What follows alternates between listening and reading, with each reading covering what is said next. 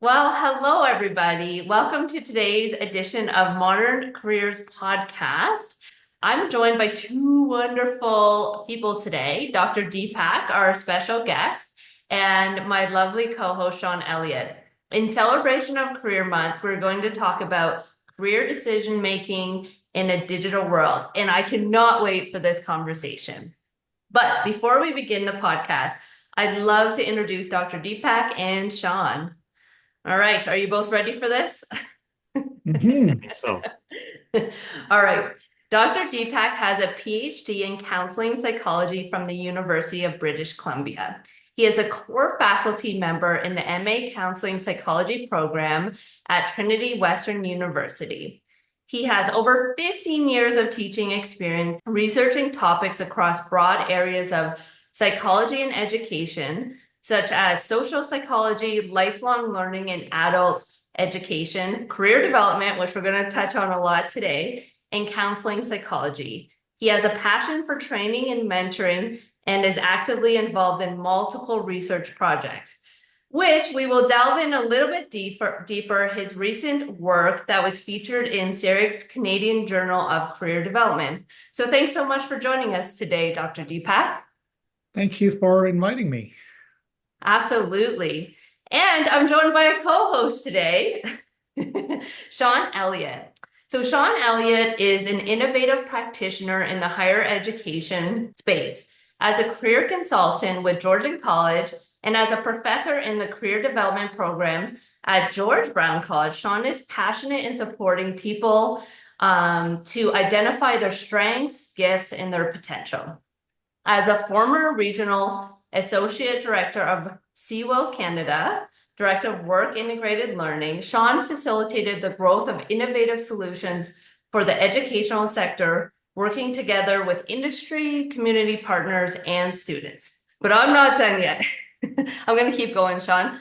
Sean's graduate publications highlight success factors for underrepresented students, work integrated learning, and career success. With an undergraduate degree in human services, a graduate certificate in career development, and a master's of education in student affairs, Sean's certifications as a career development practitioner integrates with his academic research and his practice of service. So thanks so much for being my lovely co-host today, Sean. Thank you. Thank you, Nicole. Absolutely. So as everybody just heard, we are joined by two very special guests today, and I'm so excited for this conversation. So Sean, I know you are a huge advocate for Career Month, and you have a tremendous amount of experience preparing students for the future of careers. So for any listeners today, I thought it would be a great start to kind of share any tips that you may have for students or listeners that might be looking for a new career, or maybe they're even going through a career transition. Yeah, that'd be great. Yeah, to kick off with that. And the thing that comes to mind is make the most of every opportunity you have. Look at every job, every project, every training, every collaborative relationship that can impact the future of your own career, and let your life's ambitions and your career accomplishments really form your growing portfolio. I mean, when I took on one of my graduate study commitments, I made the most of it by accessing their research board, by utilizing their literature made available to students, by engaging in community practice groups, publishing materials. And some of these things didn't pay me money, but now they're paying dividends while I continue building on my causes and my career later. So joining us today in this episode of Modern Careers on Career Decision Making in a Digital World, we are joined by Dr. Deepak, as mentioned, the Associate Professor and Program Director of Counseling Psychology Programs at Trinity Western University, who is one of the primary authors of the research article that was published by the Canadian Journal of Career Development recently. For any of those who need to know, it's that Journal of Career Development is an open access, peer-reviewed publication of multi-sectoral career-related academic research and best practices from Canada and around the world. And actually, in honor of the late Dr. Robert Shea, who we lost earlier this year and who was the founder of the journal, and during this month's Career Month in Canada, I would like to just share a quote that he liked to use. You have brains in your head. You have feet in your shoes. You can steer yourself any direction you choose. You're on your own, and you know what you know, and you are the one who will decide where to go. That's from Dr. Seuss. Oh, the places you will go. That was lovely. Thanks so much for sharing that, Sean. It's a definitely an important month to recognize. And who doesn't love Dr. Seuss? I am reading Dr. Seuss to my daughter right now. So thanks so much for sharing that. So for those listeners who haven't had a chance to read this research article, Dr. Deepak, could you kindly give the audience a summary of all of your findings? Yeah, thank you, Nicole and Sean. Uh, just before the summary, I was inspired by this for the study by conversations with young people, and one person told me, like, I'm a auto mechanic, and I don't know what the future of my career is going to be with the coming of electric cars. And I thought, well, that is true, not just for this person, but for a lot of people. And that was when, I was able to put together this proposal, and we got this funded by the Social Sciences and Humanities Research Council of Canada. And the summary of the study, we were looking particularly to see young people who say they're doing well with career decision making, and how are they doing well in a digital economy, in the context of a digital economy. So we wanted to ask them, what helped you in this process, and what are some things that are hindering that come as barriers in your decision-making process? So we were able to talk to them. This was a qualitative study. We were exploring, we were hearing their stories, we were putting together all that they were saying. So it was great to be able to hear young people talk about what's going on in the world. And this study was put together before COVID, and we were collecting data during COVID. So you can imagine what that would mean. And so in summary, particularly we were finding three broad areas that participants were reporting. And one of them was there were personal factors, there were interpersonal factors, and there were contextual factors that was playing a role in career navigation, career decision-making in the context of a digital economy. Yeah, digital economy is nothing but just the emergence of digital technologies that have transformed, the way in which production, delivery, and consumption of goods and services are carried out now. And a lot of emphasis has been focused on digital technologies, but not much on how do people navigate this? How do people use this? Because there is resistance, there is denial, there is a sense of overwhelming. People are overwhelmed by this, and what people were able to say, and I can talk about that as we go on later on. But just to start to say that people were saying that, well, there were personal factors that did play a role when we encountered this surge in technology that was happening. And there were motivational factors, there were emotional factors, which meant that, everybody was telling us, okay, go embrace this new world of digital economy. But there were others who were saying, but how do I do this? I have no experience in this. Can somebody support me in doing this? There's so much information. In fact, so that's one of those pieces. And the other piece is the interpersonal, and how they could be both helpful and hindering.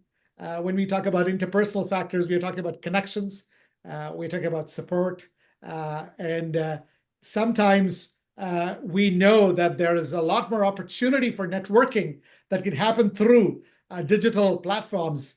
And at the same time, we know the risks of that. And we also know that how that's not easy for everybody.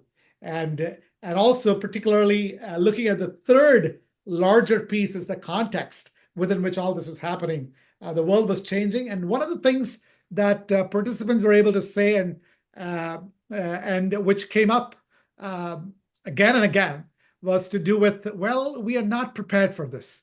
Our educational systems haven't trained us for this.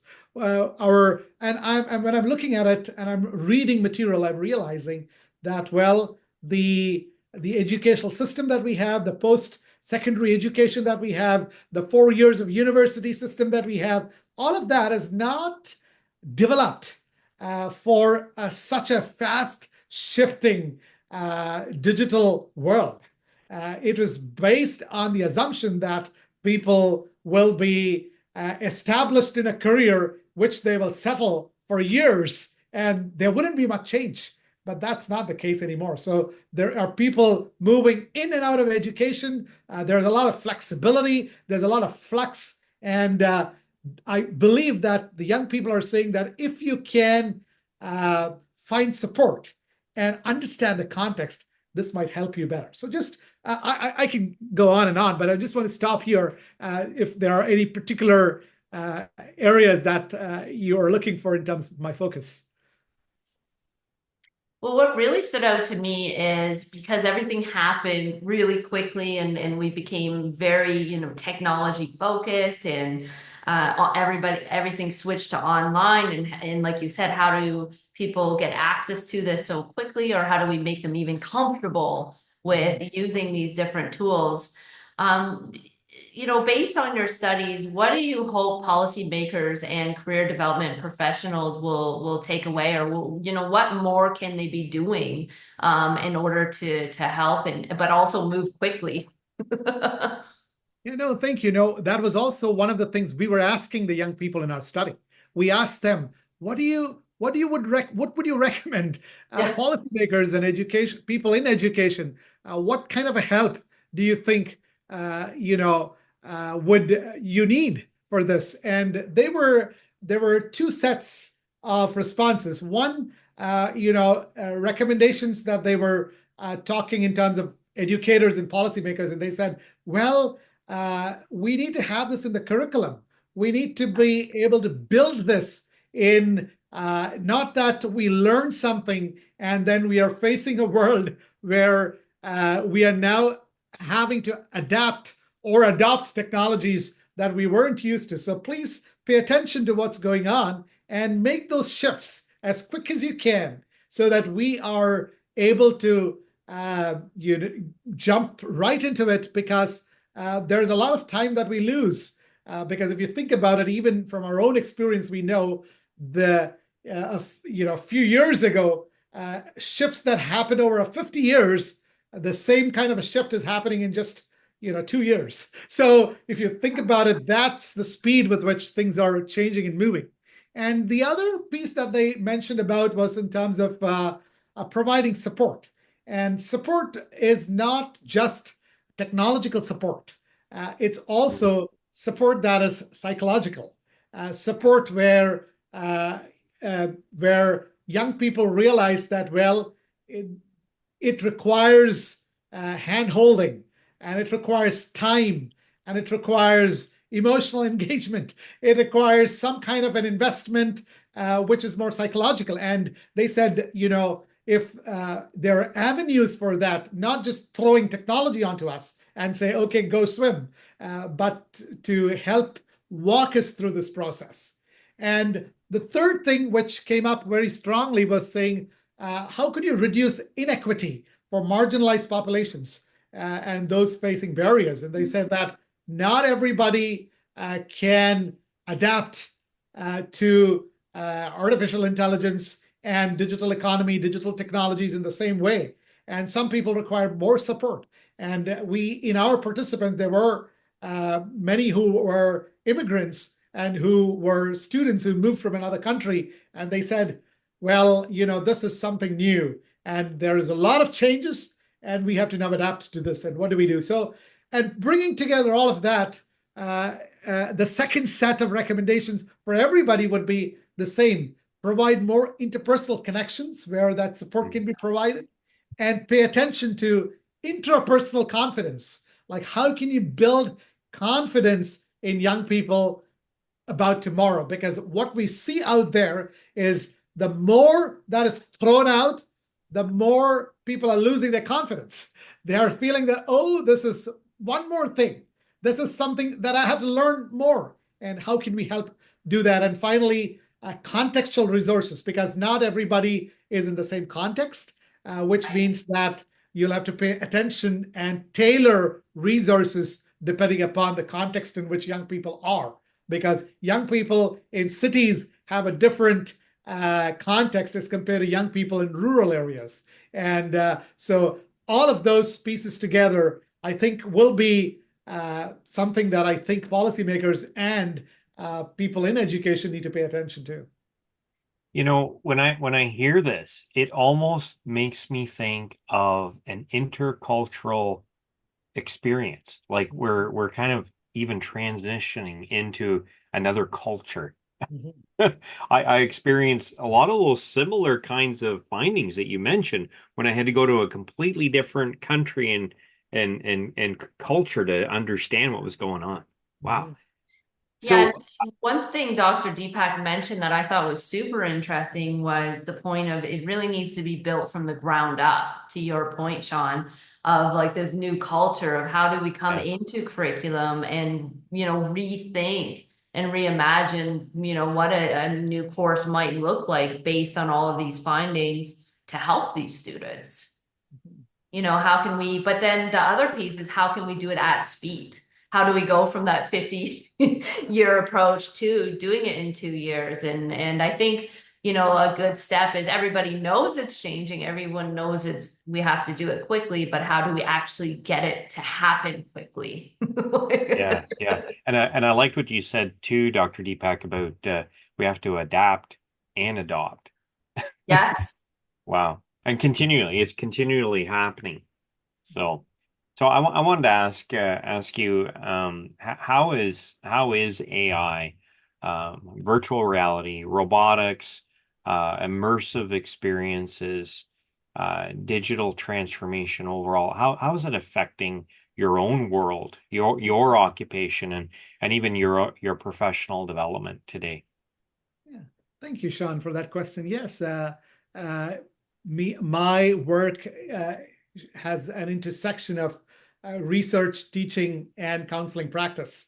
So, and in all of these areas, the transformations that are happening are they have an impact. And also for me, it is, for example, in my research, I'm noticing that the tools that are available to do research, which earlier required many hours of sitting and especially data analysis, or even not just simple, sometimes even very simple things like transcription, which is now AI powered, and moving from there to even complex analysis and synthesis that can be done with the AI technologies that are there. And so, which means there is much more that we can do, and there is a lot more that we can learn, and there can be a lot of more onboarding we can do with students and others to teach them into this world of research. So I'm fascinated. I'm this is just the beginning. And like, for example, in my teaching, the very first I teach research design to master's students, and the very first class I tell them, we have two teaching assistants. One is the TA who is in flesh and blood, who will be in class and marking your papers and all of that. And you also have another teaching assistant. And that teaching assistant is your AI. And students sometimes feel shocked and say, oh, are we allowed to use AI? I said, well, this is something that we are learning. And how can we increase our efficacy in the work we do? And just like you will not ask your teaching assistant to do your homework for you, you will not ask this teaching assistant to do your homework, but definitely you can take the assistance of this teaching assistant to help you do your work better. So that's the way I have tried to integrate it. And students are really now using AI in their research development, right from conceptualization to data analysis, and synthesis. So I think that's great to be able to see that. And in counseling, that's the field where there are, as you can imagine, diverse opinions about this. How can we use digital technology in counseling? And there are strengths, and there are also areas that we are still trying to find out and figure out. And one of the reasons is because in counseling, we are working with people who are looking for somebody who can listen to them, somebody who can not just tell them what to do, but somebody who can be with them, somebody who can support them, somebody who can understand. So in that kind of an experiential process, we still feel that digital technologies cannot or may not be able to do as much. However, with, say, career counseling, where you are trying to find information and trying to understand the labor market and trying to understand trends and projections, great help. Assessment. I can see now a lot of assessments are being used in a way that integrates digital technologies. However, the very personal connection, because counseling, in my field, we define counseling as a relational and a strength-based process. And we don't want to give that all away to technology, because there is so much value in the personal connections as we see. And I think about on the other end of things as you're preparing students, for an example, when we look at the other end of when they graduate, they're going to be asked, how are you actually using the modern technologies in the digital world, right, in your practice? And if we can't start showcasing some of that within the process of them completing their education, how can they respond? How can they navigate these systems? Right? I mean, we see that in a lot of even postings. They're saying, tell us about your familiarity, in navigating a lot of these digital tools. So I guess maybe that leads me to my next question that I'd like to ask is, what impact will this have on many young Canadians developing their career pursuits in the future? Yeah, it is impacting, and as we can see, and there will be many levels of impact this will have. And also, we are also noticing in terms of the generational aspect related to this. And in my paper, we talk about something called as the digital divide, which means that there are people who can very easily roll with this, and there are others who will not be able to do that. And so the impact we have to, when we are looking at the impact, I'm thinking we are looking at impact for all groups of people. And so young people is one population, but at the same time, there are other populations that are also working along with this. And what I'm noticing is that one of the impacts is the transformation of job roles. Your role in your workplace will be shifting and changing, and your job title will change. Your career path will change. Your occupational title will change. Your skill sets required for success will change. Lifelong learning will become an important piece in this process. And also, whether you're a whether high skills job or a low skills job, because when digital technologies first started showing up, they were saying that, oh, well, this is mostly going to impact all the low skill jobs. But now we are noticing that's not true anymore. It's in fact, going to affect a lot of high skilled jobs as well. So that kind of an impact, where some people thought, well, that's not going to affect this industry or that industry, or that's not true. And what another in terms of impact is the one that I mentioned in terms of equity. We want to be paying attention to this fact that are some people, because of this large scale shifts, are people losing out in the labor market? Are they being pushed aside, and will they fail? So I think this is a big conversation we need to have. And how could we support people who probably won't be able to quickly jump onto this or will be able to adapt because, in order to adapt, there needs to be a whole lot of context and capital you need to be bringing in with you. And if you don't have that, sometimes that could be difficult. Mm-hmm. Yeah, yeah. I know that last year I was part of a liberal arts conference where some professors and faculty and researchers were looking at, are the robots coming to take our jobs type thing.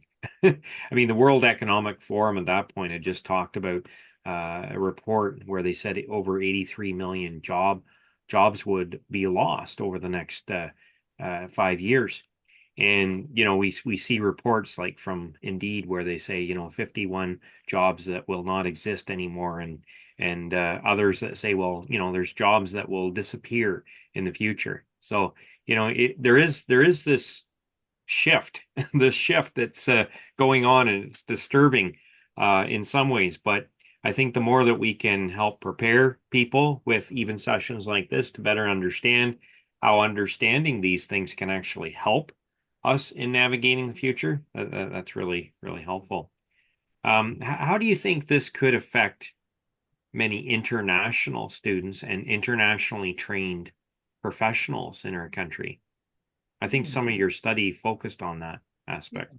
Thank you. Yeah. So, yes, as you mentioned, Sean, the emergence of a new culture where digital technologies are assumed is not true of all cultures. And so, which means that when people are making transitions from one cultural context to another cultural context, especially when we are talking about international students, we talked to a lot of international students, and they said that, well, along with our transitional challenges, we also have this challenge of trying to navigate the digital world. And so this is a steep learning curve for many international students. Now, that's not true for everybody, but there are students coming from certain parts of the world, or coming from certain contexts, and coming from certain occupations. And also, when we talk about internationally trained professionals, there are many internationally trained professionals who have to come to Canada and get themselves retrained. And one of those aspects of retraining is also the way technology is being used in many professions. And so I think the lifelong learning piece is a big thing in here. And because students who come to Canada to learn, there's already a value of lifelong learning that they bring. Many of them do bring that with them. And so it is sometimes easy because, there is even though there's a challenge with this, there's also an openness to be able to say, okay, if this is what it takes, I'm ready for this. Let's get to do this. And like I'm also thinking about certain professions like nursing. Sometimes when you think about all the charting and the documentation, and many of those pieces require technology, and it's evolving, and the way it is being used. And so international trained professionals are slowly adapting to those things, as I'm seeing when I speak with them. Yeah. That's very insightful. There's just so many amazing thoughts throughout this conversation where I'm thinking all these different directions. And from a technology standpoint, students know that they need these skill sets because they're seeing the job post where it's required, they're hearing about it. And every day we get requests for students to come and have access to the technology. And we have to turn them down because their school, sometimes their schools don't use the technology. So it's like, how do we kind of keep everybody happy in the sense of how can we get schools moving quickly to adapt it from the ground up, and also fulfill the needs of students? Because to be honest, Dr. Deepak, to turn them down, it's, for me, I'm always like, let's give it to them for free, because you feel bad. You don't want them to miss out on opportunities because their educational institution hasn't given access to these types of different tools that are available in others. So it's a really big conversation. Mm-hmm. I wanted to jump into a question, which is my favorite topic, networking. I know that in the beginning of our chat, you talked about the role of interpersonal connections and networking in today's digital age. And your study really emphasized the importance of personal and social support systems in career development. How do you think career practitioners can encourage young people to leverage these networks and really take advantage of networking because of all of the things we just talked about? Mhm. Yeah, no, thank you. No, this is being in the field of career development now for so many years. Uh, we always, as a community, emphasize the relevance and the importance of networking. And with digital technologies, we are seeing that networking takes a different shape because of the access that is available. And I am also recognizing that the way young people, because my study was about young people, the way young people connect is or network is different from how sometimes textbooks and our workshops suggest. And therefore, how are we able to communicate to them to use your already existing strengths in the way you would network? And well, there are positives with that and there are negatives with that. The positive is that, well, they will be motivated to do that because it's already in their skill set.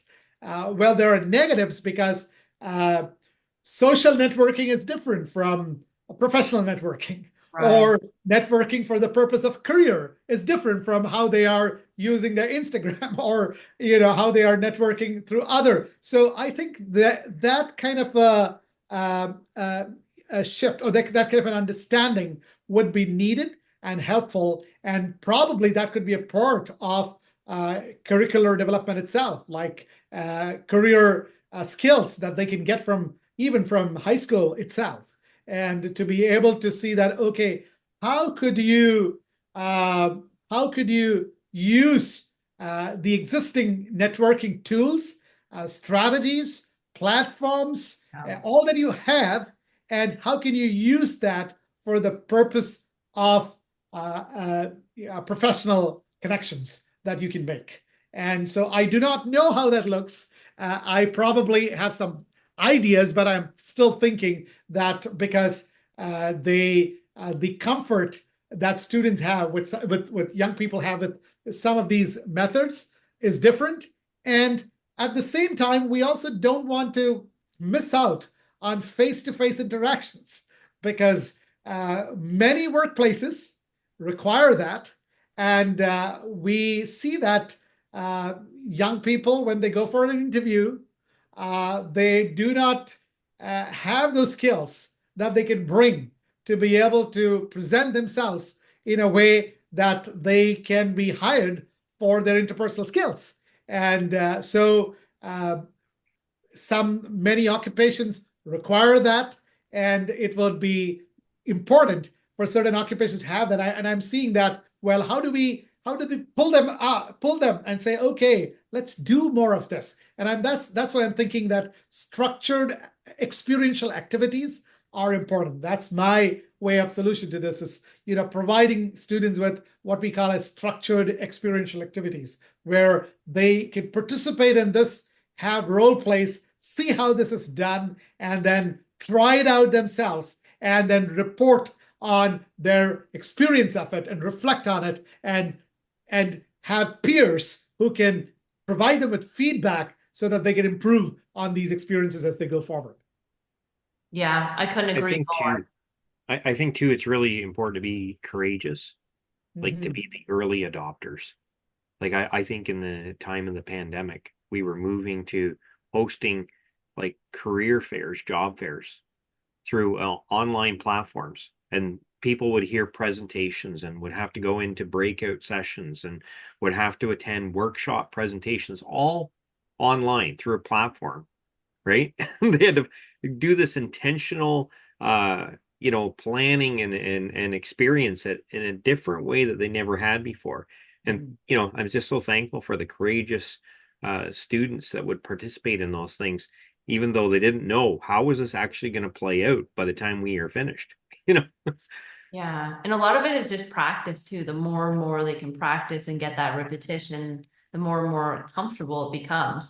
But Dr. Deepak, you said something to me that really stuck out was, is there a foundational way to put this in curriculum where every course, it's kind of like a human skills, where they're experiencing some sort of structure where they're practicing different scenarios. So they're learning content, but they have that kind of experiential component. Because when you think of how quickly things are changing, I think our human skills and our people skills is what's really going to leverage us to be able to thrive in this new world that we're living in now, and we're going to continue to live in with these robots we're hearing about. And at the same time, I'm also mindful of the fact that there are many people, because of their personality or because of mental health concerns, or because of a disability, or because I come from counseling, and I say that their struggles are different, and they require different kinds of support. That sometimes because we are in a world where we just push people, go out and do this, and we are just assuming that everybody can do it, whereas we are also mindful of the fact that no, there could be barriers that just make it difficult for people to just connect, or even to make that phone call is hard. Not that they don't want to do it, not that they don't know how to do it, but also a different kind of a support that if we can identify and provide for success. Yeah, it's almost like a safe place to practice where there's no repercussions for your practice, that you can do at repetition, but then it's kind of an in-between stepping stone to doing that thing. Sean, do you think there's something like that might exist? Yeah, actually, there is. I would love to showcase that a little bit if I may. Well, I'm going to call a special number here where we can actually call an AI assistant. Is that okay if I could try that? Yeah, absolutely. All right. So I'm going to do this here on my own cell. Okay. And I'm going to play this for us. Who am I speaking with? Sean. Great to meet you, Sean. So just to give you a little heads up, this is a demo call designed to showcase how AI-guided reflection works. Typically, I conduct these sessions with students focusing on their co-op experiences, work placements, and capstone projects. Today, we'll go through a similar process, helping you set some goals and plan your next steps. I hope you enjoy the experience as much as my students do. Ready to dive in? Yes. Awesome. Let's start by learning a bit about you. Can you tell me about the organization you work for? Georgian College. Georgian College. That sounds like an exciting place to be. What's your role there, Sean? I'm a career advisor. That's fantastic. As a career advisor, you must have a front row seat to witnessing students' journeys and transformations. I bet you have some fascinating stories. Now, have you ever engaged in guided reflections before, either personally or with your students? Oh, yes. Reflective practice is a continual thing that I take part in. And I think it's a great thing to do before, during, and after work experiences. It sounds like you really value reflective practice. It's great to hear that you find it beneficial at various stages of work experiences. What aspects of guided reflections do you find most valuable? So with that being said, Dr. Deepak and Sean, we're talking about these from a psychology perspective, we're talking about these safe places for students to build the repetition and confidence to do those things. What are your thoughts of combining a world of using, high-tech AI, but using the social aspects of devices like the phone or computer and things like that? So we're almost combining both worlds to allow students to accelerate. I'd love your thoughts. Yeah, I think that's the future because when technologies showed up, or there's suddenly such a movement to accept all these technologies and uncritically use them, and to an extent where there are questions about ethics that gets asked. And on the other hand, there is sometimes a resistance to it when people say that, well, let's stay clear of any technology. And so the future is where we can blend the two and we can coexist in friendlier terms and really use it for our work, for the betterment of humanity. And because these are tools that can really increase the efficacy of our work. And also at the same time, as we're seeing, it also can be accessible to many more people, and we can reach out to more people. And so, which means that the increased access and the personal support, when we can bring them together, I think that'll be a great movement forward. Yeah, I couldn't agree more. And Sean, you work with students on a daily basis that you're seeing them experience, anxieties and whatnot of going and do those things. So to give them that, you couldn't have said it better, Doctor, to give them that blend and bringing the worlds together, where there's no consequences and it's safe, and then they can retry and retry and retry. I think then we're doing our parts as technologists and people in education to support them to be as successful as possible. And when you're thinking about the awkwardness that students are going through, trying to establish their identity, they're trying to learn a new world, a new profession, and even in trying to develop that pre-professional identity, in a sense, for them to experience these things and to use these tools, it gives them that opportunity to explore before they have to enter the world as graduates, as it were. Right. So I think it's some great things for us to unpack here, even as it pertains to even things like the inequities that we want to address, as you were mentioning, Deepak, around how can they do that? And I mean, there are some incredible tools that can unpack that. And even when they can get that reflection and look at it and go, oh, you know what? I wasn't really handling that in the most appropriate manner. Now that I see myself, or now that I hear myself, or I hear that back from, just like I did today, right? And then we hit delete and redo it again. Start again. Well, thank you so much. This was such a great conversation, Dr. Deepak. We're really excited to have you as part of this conversation. And Sean, thanks so much for co-hosting this session for me. We hope we can, any listeners, we hope we provided some value and some insights into Career Month. Thank you. Thank you, Nicole, and thank you, Sean.